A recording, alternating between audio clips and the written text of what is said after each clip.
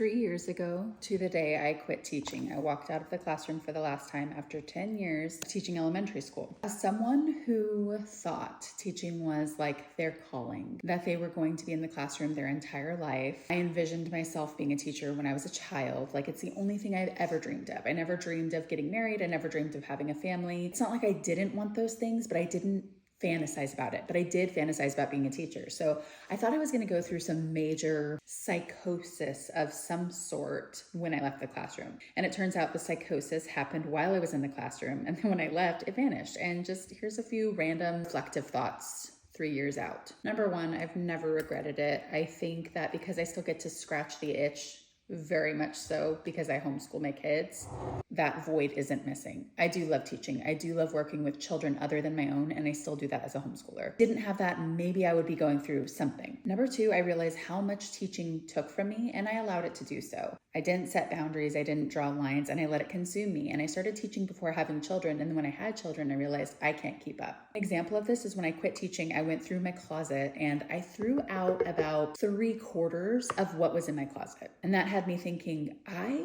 bought these because they are teacher outfits. Not because there's something I particularly like, but because it's what I saw myself wearing as a teacher. Another example of this is a lot of teachers talk about how wonderful summer break is. I would get a little depressed during summer break because I didn't know what to do with myself. I identified so much as a teacher that I was like, what do I do for fun? What am I into? I don't know. I used to be into reading. I used to be into art, but now I only do it if it's lesson planning. And the last reflective thought I'm going to end on is I went from a teacher who would complain how short the school day was, that I didn't have enough time in the day to fit in all of the things I needed to teach my students. Now I'm a homeschooling parent who spends 1 to 2 hours a day maybe teaching my kids and then doesn't have a problem skipping some school days because my priorities have changed. My vision of what life is has changed, and it's not the grind, it's not the rigor. I'm in this period of my life where my priority is to preserve my kids' childhood, to support them in finding what makes them happy, to help them find their interests, what they're good at, to become good people, good caring people. For me, it is no longer about getting through the scope and sequence. There is so much more. Schooling doesn't have to happen ages 5 through 18. No matter what path you take in schooling, whether it's traditional school, homeschool, micro school, private school, no matter what,